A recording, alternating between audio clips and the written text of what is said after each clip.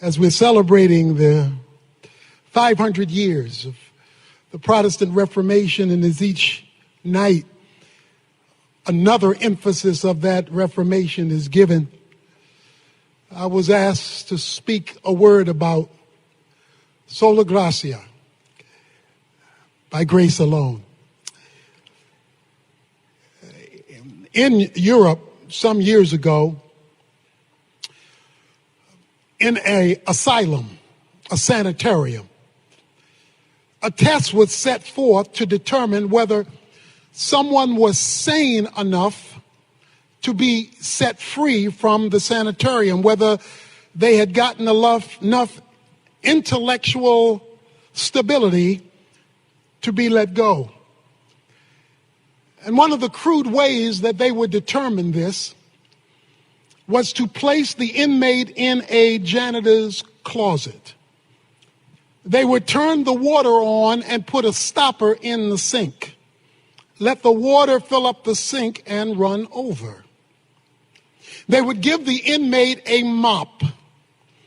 They would tell the inmate to clean up the mess as the water ran over from the sink that had the stopper in it. They would then leave the room for a couple of minutes and leave the inmate alone, whose task it was to mop up the mess. When they came back a couple of minutes later, if the water was still running with the stop in the sink and they were still mopping, they knew that person was not ready to go anywhere, because they did not have the capacity to understand the root of the problem. For hundreds of years, the church in darkness was trying to get people to mop up their sins through effort and merit, through indulgences. The then known Catholic Church, the Universal Church, had descended into a darkness that was engulfing Christianity, so to speak. Martin Luther rose up in 1517, and he came to Wittenberg door and he pulled the stopper out of the sink. He told people, you don't have to keep slinging your mop.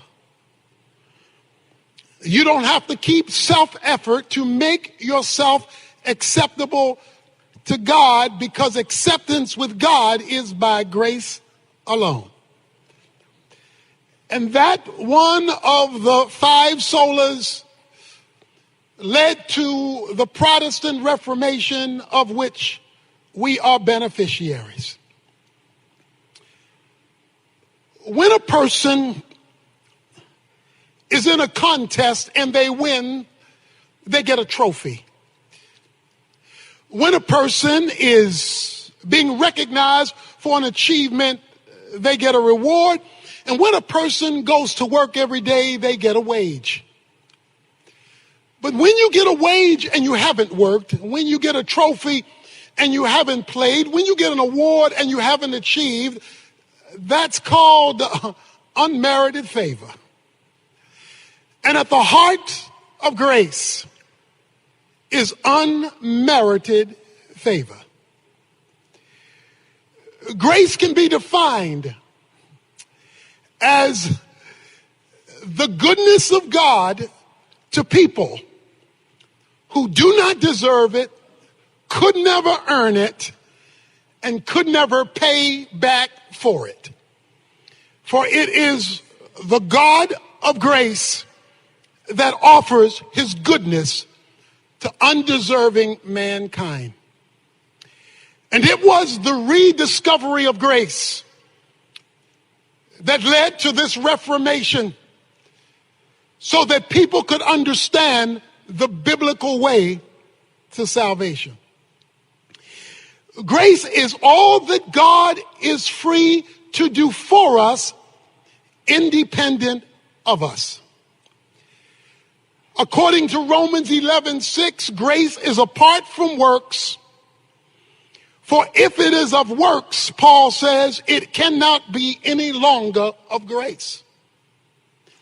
And so what was reignited in the Protestant Reformation was an understanding that salvation cannot be earned, bought, paid for, or merited. To appreciate grace and to understand it, we have to understand the backdrop of our need for it, which will lead to the implications of it. A man came to a doctor one day to get the results of his test. The doctor said, I have some bad news for you, and then I've got some really bad news for you. Which do you want first?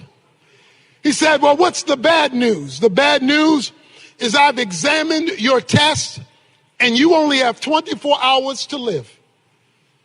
He said, well, that's the bad news? Yeah, that's the bad news. He said, then what's the really bad news? He said, I forgot to tell you yesterday. The need for grace comes up against some bad news and some really bad news. Paul says in Ephesians chapter 2 that you were dead in your trespasses and in your sins. That the human race was spiritually separated from God. And that was really bad news. He goes on to say in those opening verses that the world, the flesh, and the devil had teamed up to condemn the human race to a virus called sin for which it could not heal itself. That no amount of human effort, no matter how well-intentioned, could solve the problem of sin in the human race. The Bible declares that all have sinned and fallen short of the glory of God. And he calls that spiritual death. Now, granted, we do that at different levels of decomposition.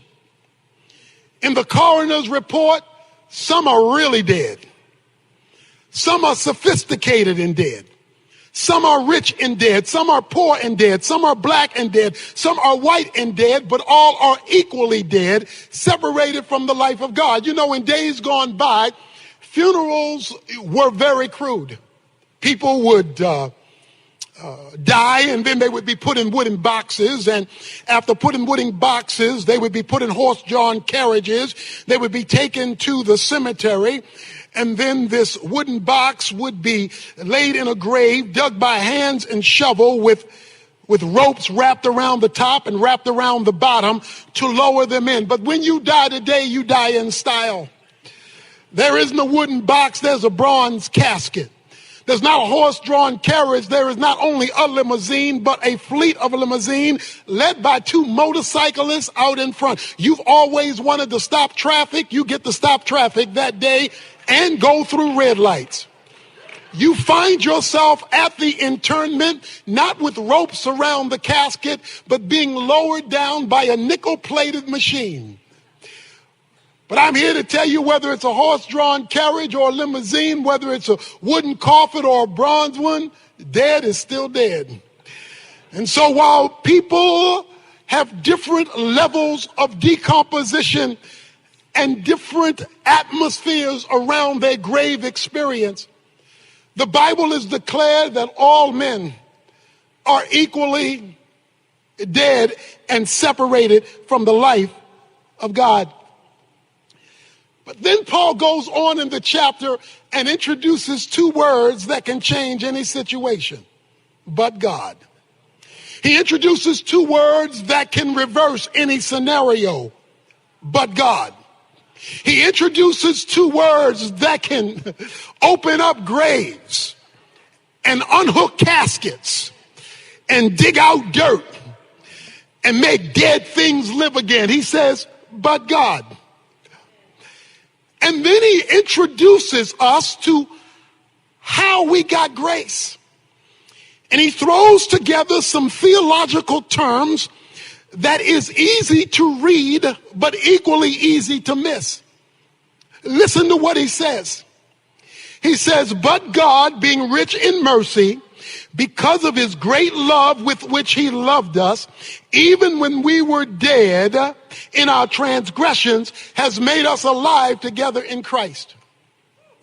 He says that God had to have a discussion among his attributes, that he had to get together with himself, by himself, about himself. He says on one side there was the wrath of God, because he says in verse 3, we were children of wrath. Because God's perfection and his justice demands his wrath, because he cannot negotiate with sin, skip sin, flip sin, ignore sin. He must react to sin, because that's just the way he is. His just, perfect righteousness must react to that which is contrary to his nature. He cannot act like wrath is not part of his nature. But on the other side of his character, according to verse 4, was because of the great love with which he loved us and the mercy he wanted to extend to us. So on one side is justice and wrath, and on the other side is love and mercy. The biblical definition of love is the compassionate and responsible care for the well-being of somebody else. The biblical definition of mercy is not giving what a person deserves.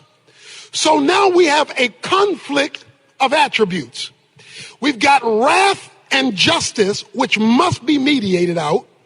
And we've got love and mercy, which is desired to be expressed. How can the desire to express love and mercy deal with the reality that justice and wrath must be executed? Therefore, God had to come up with a plan for his attributes to get along. He had to come up with a plan for justice and mercy to be okay, while simultaneously it being okay for love and mercy to be expressed. Since he could not look to his creation in order to resolve the problem, because the creation was the problem, he had to come up with an answer to address the conflict within the attributes, given the sinfulness of man combined with the desire of God expressing his love. And so he came up with a plan to resolve the problem in himself, by himself, for himself, to benefit mankind who could not help themselves because they were stuck in a graveyard. So when the four attributes got together and began to have a meeting, the God of the Bible came up with a plan, and that plan ignited another attribute called grace. When wrath and justice met love and mercy, creating a plan of redemption, expressing itself in the unmerited favor of God, God came up with a plan. That plan is no more greatly illustrated than when a young lady was driving down the highway and she was going 75 miles an hour in a 55 mile an hour speed zone. She was going 75 miles an hour many years ago in a southern town, and the policeman pulled her over.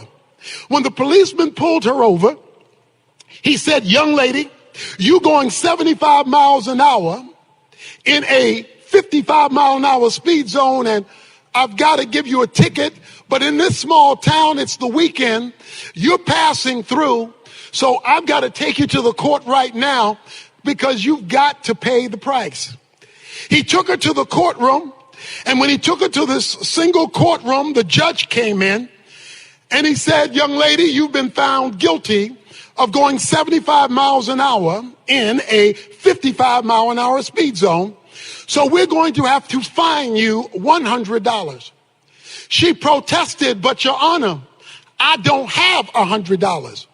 He says, "Well, I can't change the law. You owe $100, or you can spend the weekend in jail." She broke out in tears and said, "But I don't have $100, and I don't want to spend the weekend in jail. Have mercy on me." As the judge looked down at her cry for mercy, he did something that astounded the bailiff and the policeman who brought her in.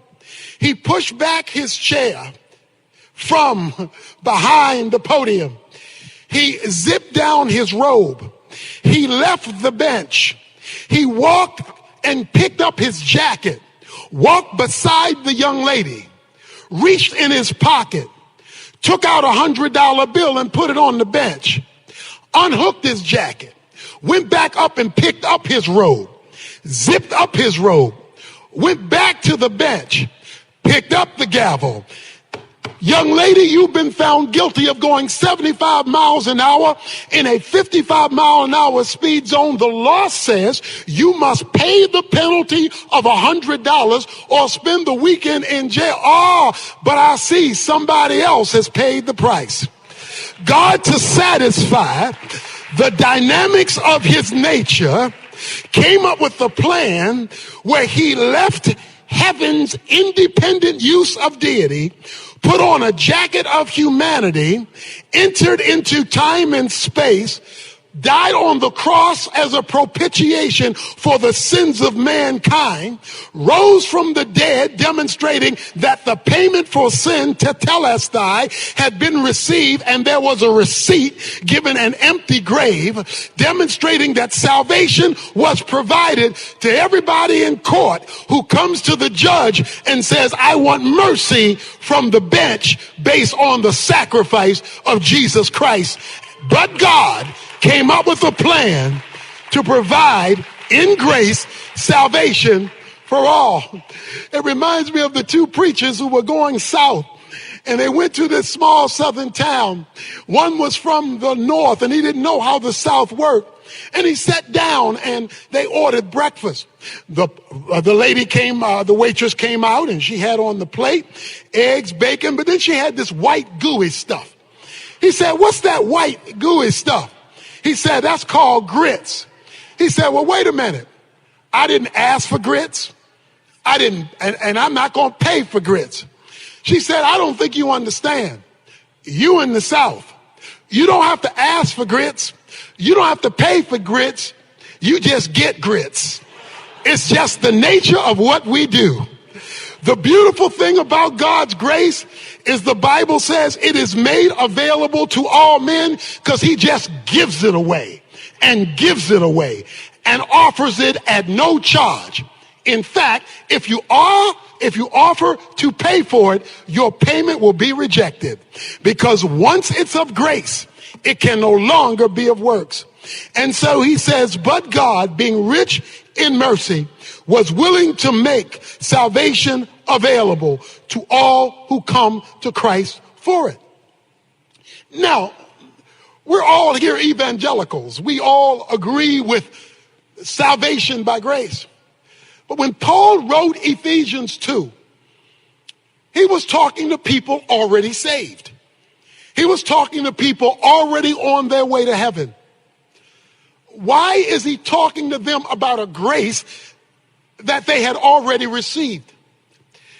Because Paul understood that what often happens in the life of believers is they start out with grace, but then revert back to law.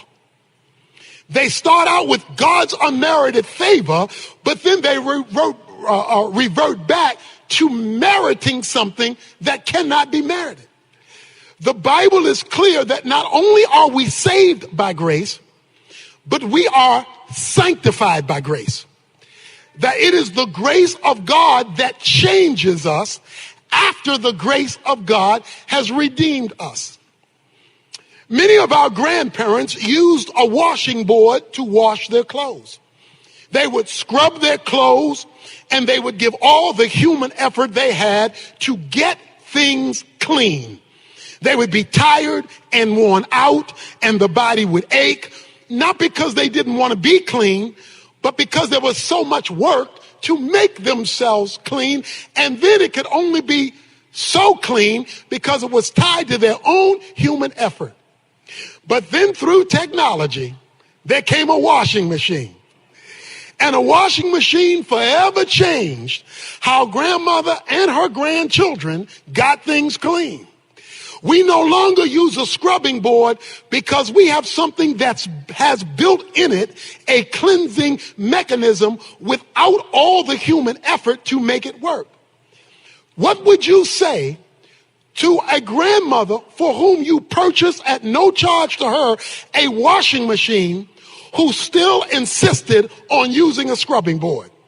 You would tell her she doesn't understand what she has.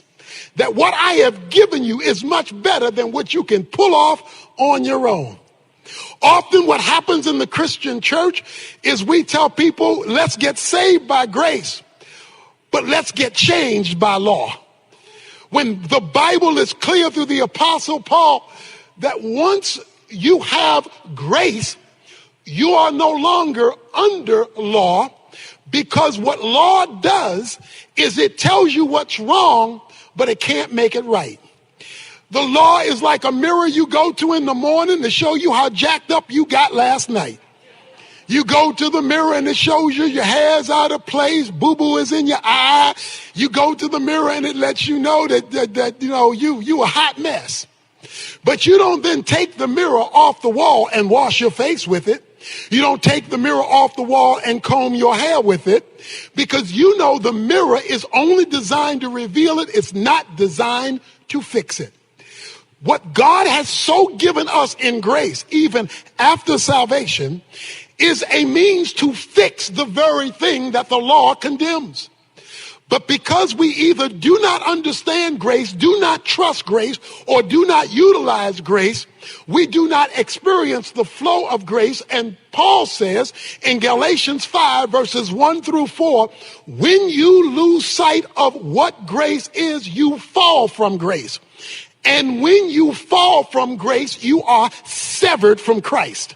So there are evangelical Christians who are cut off from Jesus Christ while they go to church, cut off from Jesus Christ while they have devotions, cut off from Jesus Christ while they sing praises, because they are living lives independently of a relationship with Christ by grace and not by merit. Now, when we understand this, he says in Galatians 2 that this grace that God has provided creates a relocation. Listen to what he says. Paul says, he says that when we were dead, he made us alive together with Christ. He raised us up together with Christ. He seated us together with him in a whole nother location called heavenly places. Now that's a favorite Pauline theological term, heavenly places. Heavenly places is a euphemism for the spiritual realm.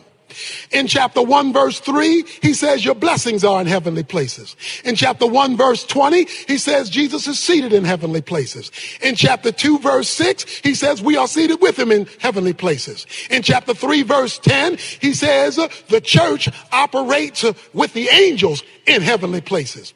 And in chapter 6, verse 12, he says the demons operate out of heavenly places, because heavenly places is where the action is. Let me put it another way. Everything visible and physical is preceded by something invisible and spiritual.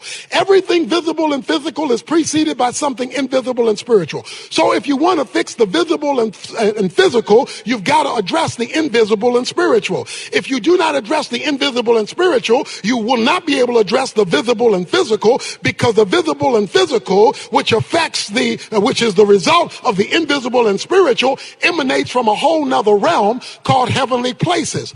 The job of grace is to cause us to operate from a whole different atmosphere than the atmosphere we live in.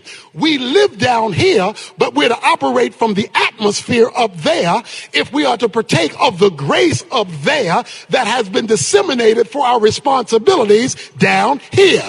And it is only when we grab grace at that level. In fact, he goes on to say in verse 7, grace is so spectacular, this thing that the Protestant Reformation got going and that we're still having to learn about, it is so awesome that in the ages to come, that is quadrillion years from now, when I meet you at the corner of Gold Street and Silver Boulevard, he says, in the ages to come, God will be manifesting his grace. Translation, you ain't seen nothing yet.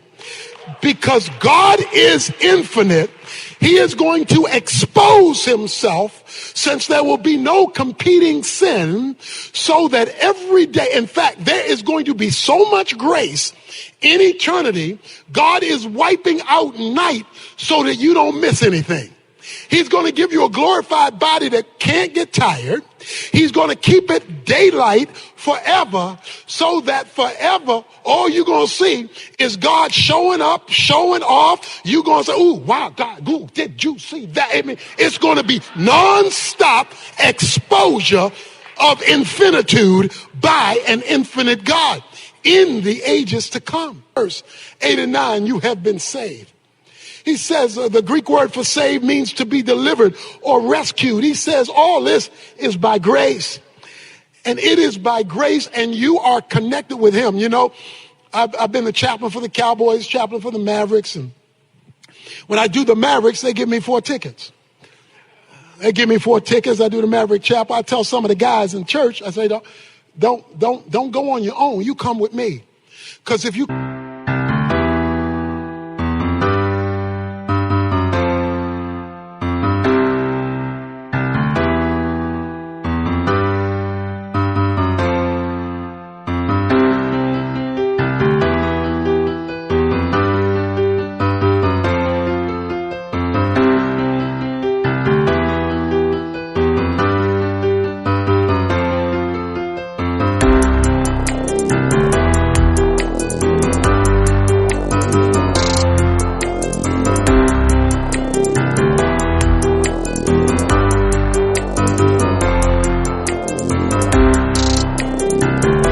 with me, they charge you $15 a car to park.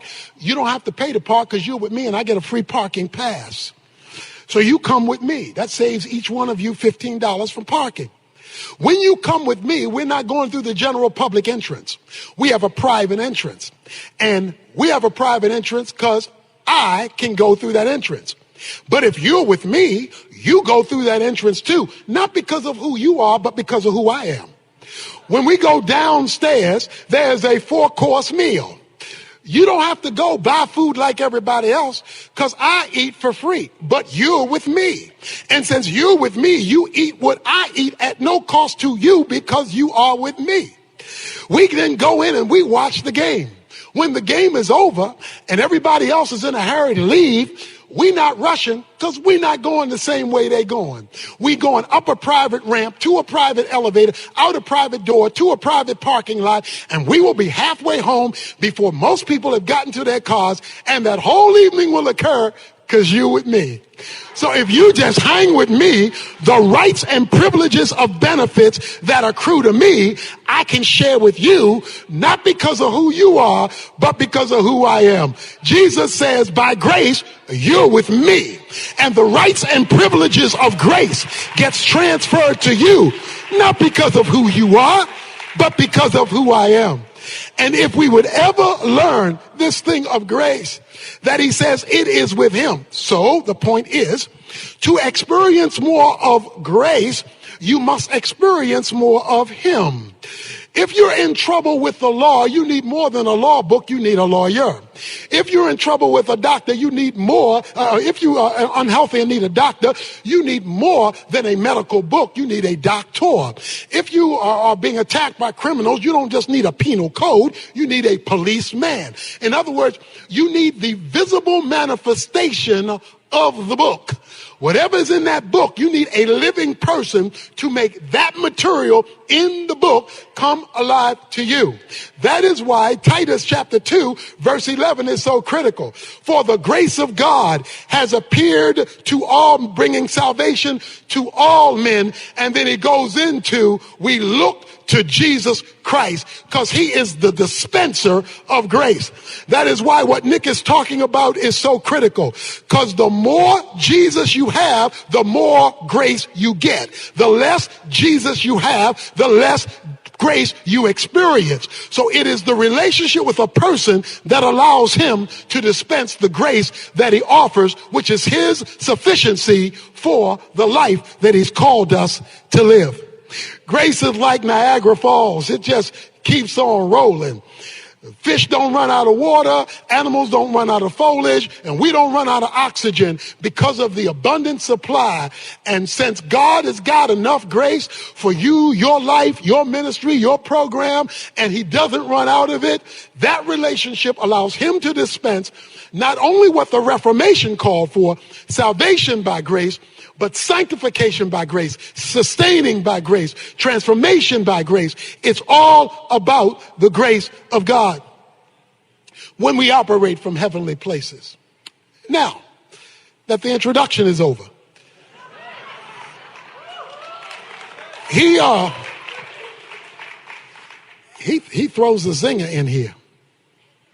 He's been talking for 9 verses about grace. He's used grace 3 times in Ephesians chapter 2. You're saved by grace. You're sanctified by grace. By grace are you saved, not of works. It cannot be merited.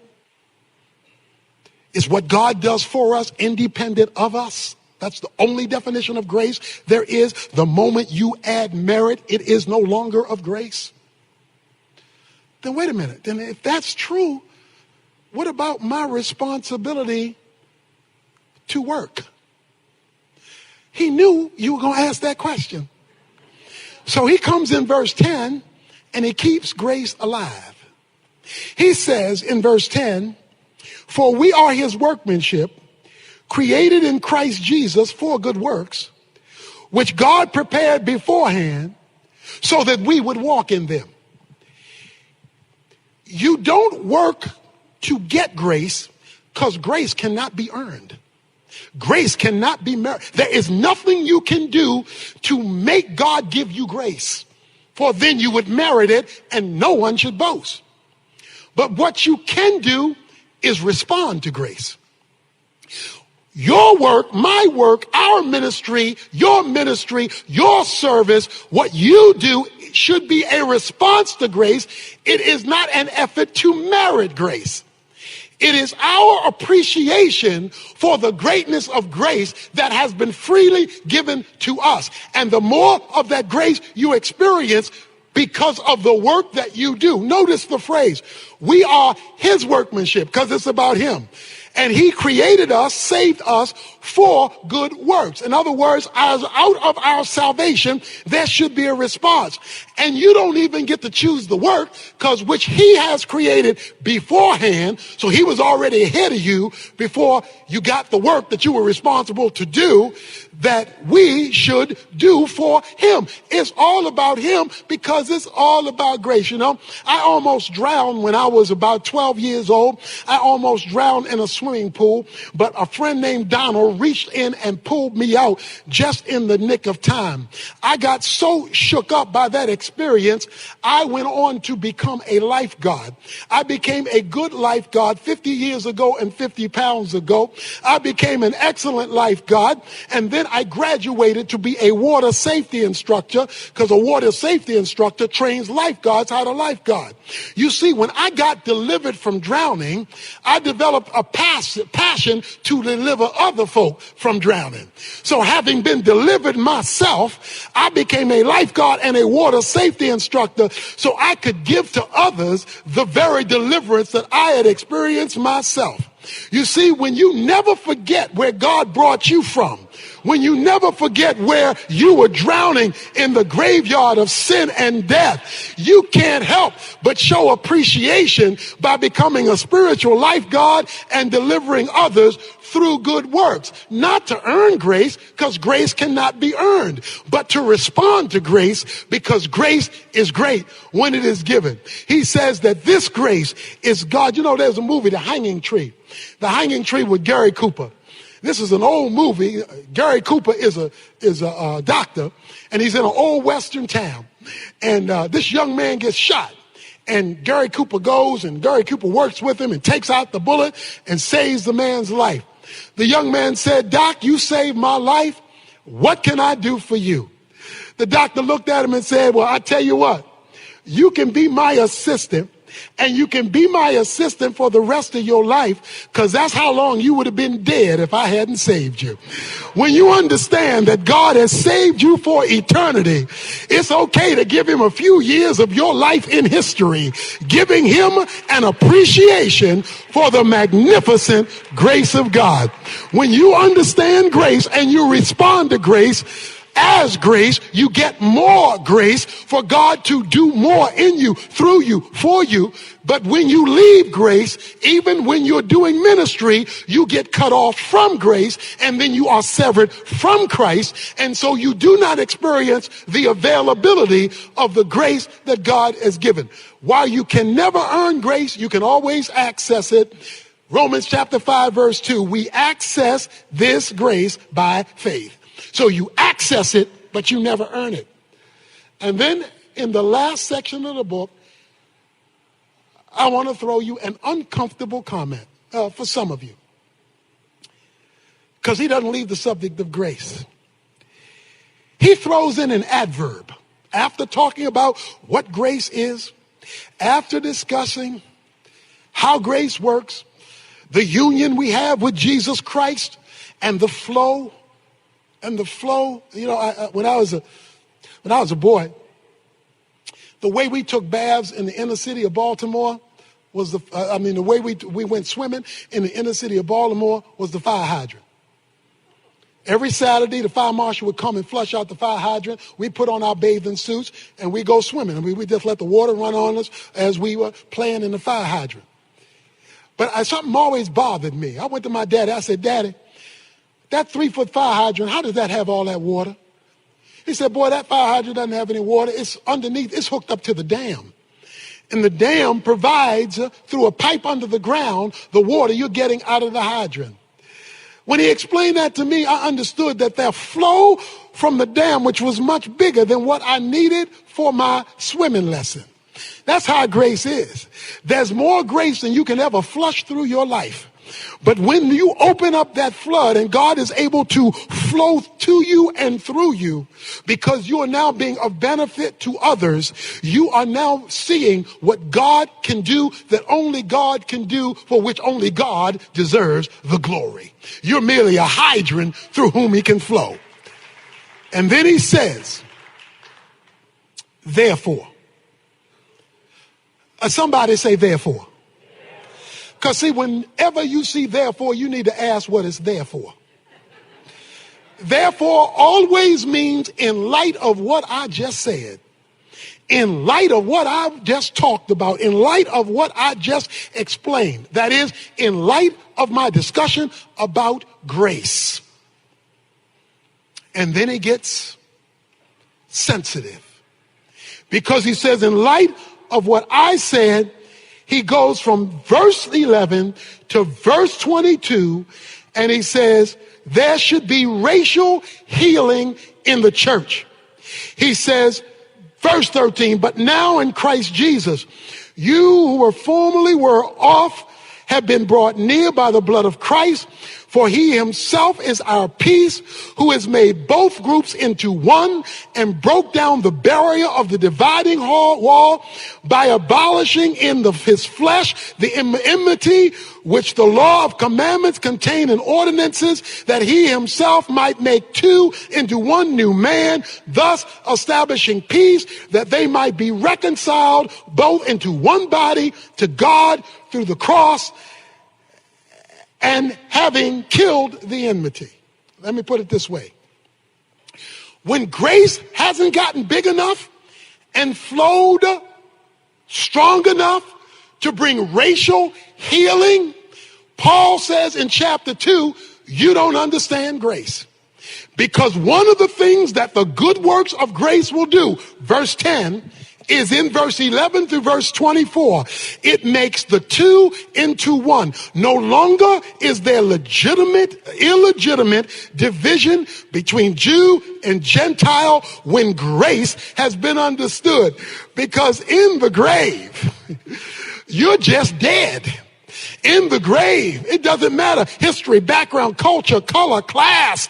In the grave, you are equally separated from God. In hell, you are equally separated from God. But he made us alive, an understanding of grace. So what this says is that the American church, in the divisions that we've had in history and in the divisions we still have today, don't understand grace. Because Paul says if you understood grace and you were doing good works, then you wouldn't have this division, because the cross brings peace. Whenever my wife makes me a sandwich, it will always be with mayonnaise. I don't eat mustard sandwiches. I am not a mustard guy. I am a mayonnaise guy. Now, mayonnaise has some ingredients that don't get along. Two ingredients in mayonnaise that don't get along is oil and water. Mayonnaise has oil and water. No matter how much you stir it together, push it together, force it together, oil and water they're going to go back to their different end zones, because they understand their component parts are not meant to get along. But the reason I can eat mayonnaise is because of a process of emulsification. Emulsification is a process of taking two things that can't get along and bringing them together in harmony to create something new, special, and in my case with mayonnaise, tasty. So the reason why I can eat mayonnaise is because introduced to oil and water is egg. And what egg does is egg reaches out to oil, then egg reaches out to water. And I say, no, I know y'all don't like each other. I know y'all weren't raised together. I know y'all come from different backgrounds, but Evans wants some mayonnaise. So what I'm going to do is I'm going to reach over here and I'm going to reach over there. And even though you don't relate to each other, both of you relate to me. And if I can get you water to relate to me and you oil to relate to me, I'm going to intermix with both of you so that Tony Evans can have a mayonnaise sandwich when it's time to eat. Guess what grace does through the cross of Jesus Christ? It reaches out to the black guy. It reaches out to the white guy. It reaches out to the poor guy. It reaches out to the rich guy. I know y'all come from different backgrounds, different histories, but my cross and the grace dispensed from it can take folk who are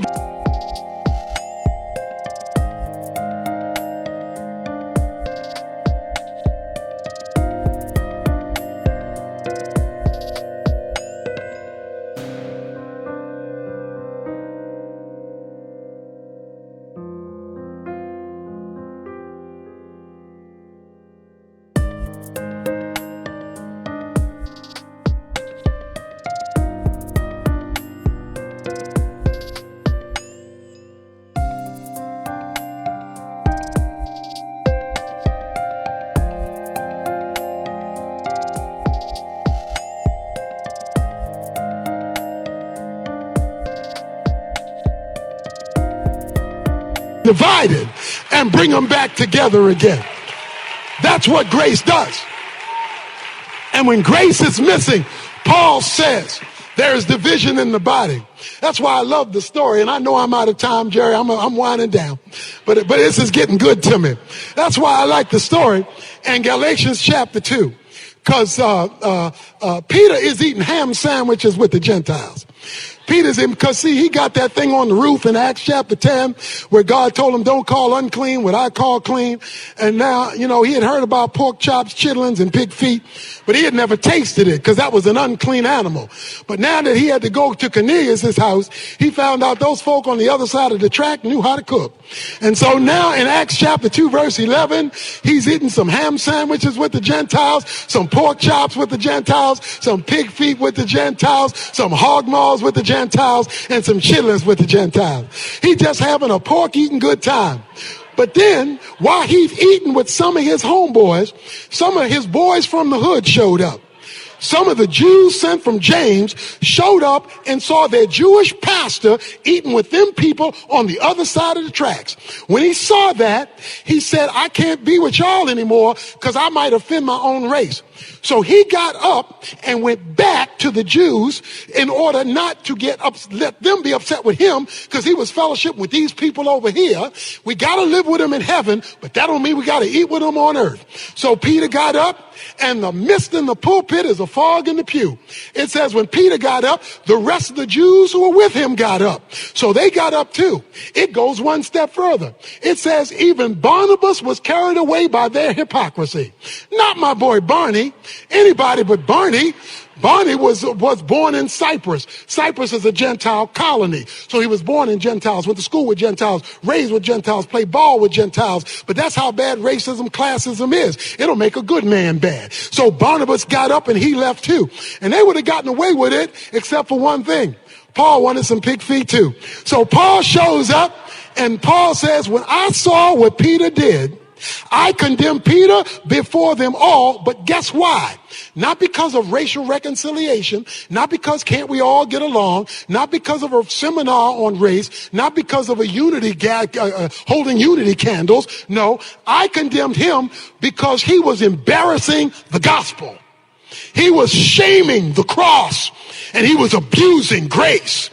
And the greatest verse on your identity in Christ, I'm crucified with Christ, nevertheless I live, yet not I, it's Christ who lives in me. The life which I now live, I live by faith in the Son of God who loved me and gave himself for me. That famous verse comes at the end of this story. See, everybody quotes the verse, but they leave out the story that led Paul to say the verse. That verse is Paul talking to Peter and saying, you don't know who you are, you've forgotten who you are because you've missed the cross, and when you miss the cross, you've killed grace. And so when grace is at work, the unity of the church is in focus. Grace is a big deal. It's a saving deal, a justifying deal. It is a sanctifying deal. It will be a glorifying deal. It is also a unifying deal. And if we ever get grace right, and Jesus is free to flow, just free to flow. He doesn't have to hold back grace because we're going to abuse it. We're going to fall from it. We're going to be severed from him. I can't deal with that. That's why we have all these prayer meetings, and these prayers aren't getting answered for unity and revival, because we're asking God to revive a divided church. He can't do that because that's against his nature. You see, God is one God composed of three co-equal persons. The Father is not the Son is not the Spirit. These three are distinct, yet they are one. It's like a pretzel with three holes. The first hole is not the second hole is not the third hole, but they all tie together by the same dough. You see, it's all just one thing, but three distinct persons. And when he has a divided body, he cannot be the unified God that he is. So we can pray till we blue in the face, but there will be no revival. There will be no transformation. There will be no breakthrough of the grace of God in the culture if he has to do it through a church he can't identify with. So he says, when you understand grace, it shows up cross-culturally, cross-racially. In conclusion, for real this time,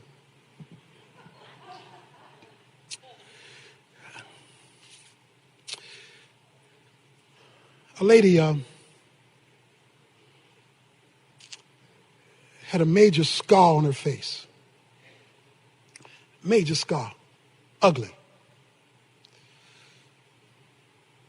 Her daughter would never invite her to any things at her school. She wouldn't bring any friends over to the house. She wouldn't do any of that because she was ashamed of how ugly her mother looked with this horrific scar on her face.